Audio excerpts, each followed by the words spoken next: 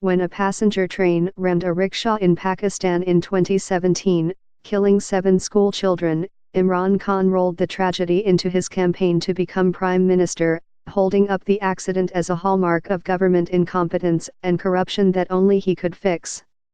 The railway minister must resign, he said at the time, insisting that it was the proper response to such a failure in a democracy. Otherwise, he can influence the investigation. But Mr. Khan, now the Prime Minister, took a very different stance when a train caught fire on Thursday, killing at least 75 people and injuring 43, one of the worst railway accidents in Pakistan's history. He stood by his railway minister, Sheikh Rashid Ahmed, who, in turn, blamed passengers who had used a prohibited gas stove. Mr. Khan's promises to restore transparency and good governance helped catapult him to victory in the August 2018 general election, but as the country mourns the train Inferno victims, there is a sense of resignation that Pakistan only seems to be getting worse. Its economy is stagnant, its infrastructure is decrepit, and its political class seeks to absolve itself of blame, regardless of who is in power. The government and Mr. Khan have not done anything. There have been no improvements in our country, said Ramzan Mohammad Azim, a 33-year-old passenger who escaped the fire by jumping from the speeding train. And I don't expect the government will take any action after this accident. The country's train safety record has not improved under Mr. Khan, according to figures provided by the Standing Committee on Railways. In the year ended in July, there were 74 accidents, versus 67 the year before. Neighboring India, with a vastly larger rail network, reported 73 accidents in 2018. On Friday morning, the train was still smoldering, and the sunlight peeping through broken windows revealed the charred remains of steel chairs and bunk beds, and pots and pans scattered across the ash-strewn floor. Inside, a photographer for the New York Times came across the blackened bones of what appeared to be a small child, and another set of bones underneath a bunk bed. Officials said it appeared that a portable stove had exploded as passengers used it to cook breakfast, the flames quickly sweeping from car to car. The train's emergency brakes did not appear to work, and it kept barreling along at full speed, fanning the flames, while passengers risked their lives by leaping from the train. It is not the fault of Pakistan Railways, Mr. Ahmed said Thursday of the state-owned company his ministry runs. The passengers are responsible for this. Portable stoves are forbidden on Pakistani trains, specifically because their gas canisters are prone to such explosions, and Mr. Khan has ordered an investigation. By Friday, some families of the victims, along with television commentators and politicians, demanded to know why the rules had not been enforced and demanded that Mr. Ahmed resign.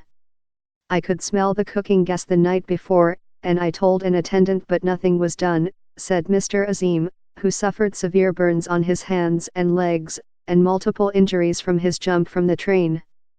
Another passenger who escaped the Inferno, Mohammed Asif, shook his head in disbelief. Gas cylinders are not allowed, he said. The entire system is failing. It cannot and will not get any better. When Mr. Ahmed was appointed the railway minister last year, he promised to turn the ministry around, vowing to increase revenue, improve safety, open new lines and halt the endemic corruption and inefficiency that he blamed on previous governments. A veteran politician, he tried to shake up the ministry, holding lengthy meetings and adopting a tough attitude that many said was barely disguised haughtiness. He lamented that the ministry's bureaucracy, which lives in palatial, colonial-era bungalows, was out of touch with the needs of ordinary people. In many ways, Mr. Ahmed mirrored Mr. Khan, promising a flurry of reforms and governance that would take care of who they called the common man. But more than 14 months after they took office, Pakistan still suffers the same problems that afflicted previous governments. Pakistan's rail service has been plagued by scandal and mismanagement, but it remains a popular mode of transport and vital link connecting the country's cities and towns. Most of the infrastructure is colonial era, built under British rule before it was handed over to Pakistan at independence in 1947.